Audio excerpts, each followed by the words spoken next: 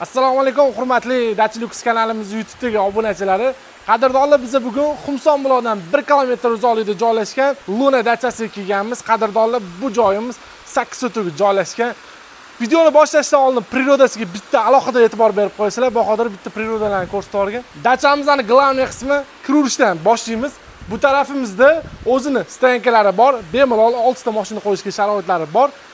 Dachamizning hovli qismiga kirganimizda bu tarafda yozgi oshxona joylashgan. O'zingizlar ko'rib bitta baho berasizlar. Qozon, o'choq, barbekyu mangallarigacha hamma sharoitlari bor. Даже tashqariga ham xolodilniklarga qo'yib qo'yishdi. Bu tarafimizga kelganingizda yozgi tapchan joylashgan. Tapchanlarni qaranglar, o'zlari alohida miramirning toshsidan ishlatib qo'yishdi. Gap bo'lishi mumkin emas. Endi bu tarafga kelamiz, qadrdonlar. Hovli qismimizga 10 tali stol qo'yilgan. Hozir bu joyimizda, ya'ni yengillik qilishayotgan ekan, tepalarini yopilib, ochilib yopiladigan palatkalardan qilishayotgan ekan. Mana alohida bu videoga bitta baho bermasanglar bo'lmaydi. O'zingizlar ko'rib, 1 dan 10 gacha baho berib ketasizlar. Bu tarafga qaraganimizda zeleniy zona joylashgan.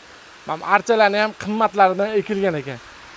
Dachamizning yozgi basseyni kelsak 12 ga 6 razmerda joylashgan. Qadrdonlar, bu tarafimizda bo'lsa besetka joylashgan. Besetka ham o'zini sharsharalari bilan alohida ko'rib berib turibdi. Ana endi sizlar bilan dachamizning ichkari qismlarini bitta-bitta ko'rib chiqamiz. Ketdi.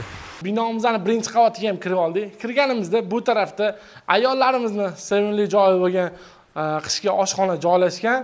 12 tali stol. Bu tarafimizda kuxnya mebellar joylashgan. Bu tarafda dachaning nomi yozilgan ekan, dizaynlar bilan chiroyli ishlab qo'yishibdi. Qadrdonlar, mebel texnikalari ham qimmatlarini ishlatishgan ekan.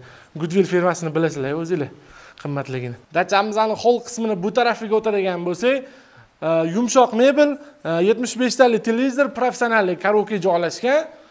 Bu joyimizda dachamizning birinchi qavatdagi birinchi yotoqxonasi joylashgan. 2 kishilik. Bu tarafda o'zini alohida sanuzellari ham bor. Endi birinchi qavatda joylashgan sizlarga ko'rsatmoqchi bo'lgan joyimizda zimniy basseyn xonamizga kiramiz. Zimniy basseynimizning razmeri 10 ga 5 bo'ladi. Bu xonamizga ventilyatsiyalargacha qilib qo'yishdi. Agar bilsanglar, ko'p dachilar kirganinglarda oyoq teglari ho'l bo'lib, odam kirganda sal noqulaylik bo'ladi. Qadrdonlar, endi sizlarga aytib o'tmoqchi bo'lgan narsam, bu dachamizda umumiy 2 ta sauna joylashgan. Turetskiy hammam. Bu tarafimizda bo'lsa finskiy sauna. Ana endi sizlar bilan bu dachamizning 2-etajiga chiqamiz. Aytgancha 2-qavatga chiqishdan oldin sizlarga mana bu dekorativniy живой o'tlardan qilib qo'yishgan joyi ko'rsatmasam bo'lmaydi. Qadrdonlar, bu dachamizning dizaynerga ishlagan odamiga 1 dan 10 gacha bitta baho bermasanglar bo'lmaydi. Qaranglar, 2-qavatga ko'tarilganimizda ham xuddi shunaqa o'tlardan qilib qo'yishibdi. Bu o'tga ozgina mehr berib turmasanglar, qurib qolishi mumkin ekan. Shundan o'zini mutaxassislari bor ekan, tez kelib, xabar olib, dorilarni berib turishar ekan.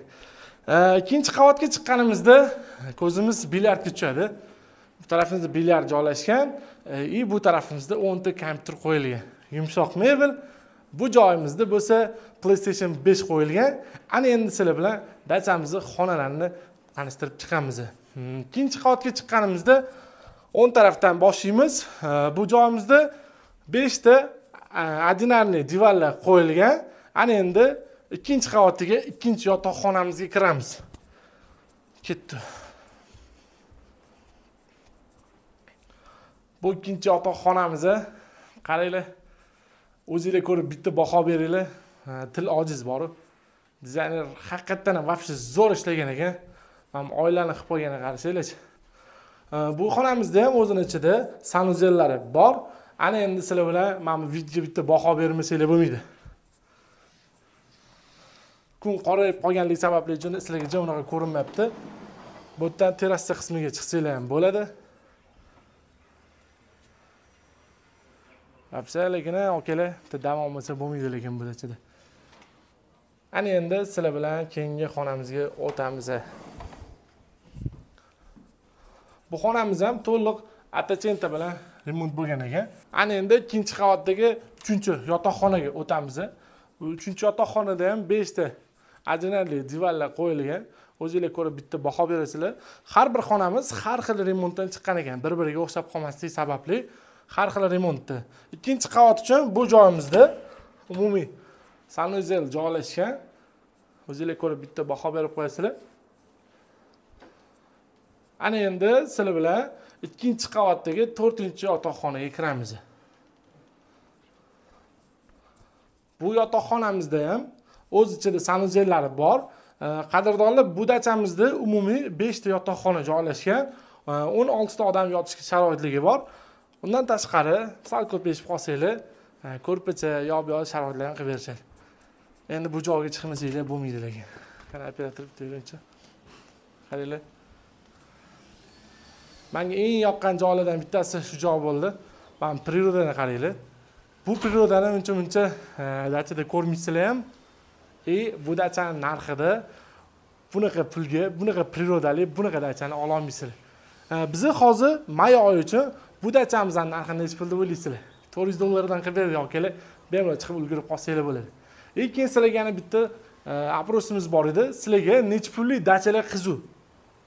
Kommentariyada o'z fikringizni qoldiringlar. Biz sizlarga xuddi shunaqa dachalarni borib to'liq obzor qilib beramiz. Joninglar sog' bo'lsin. Sizlar bilan Dachilik kanali bor.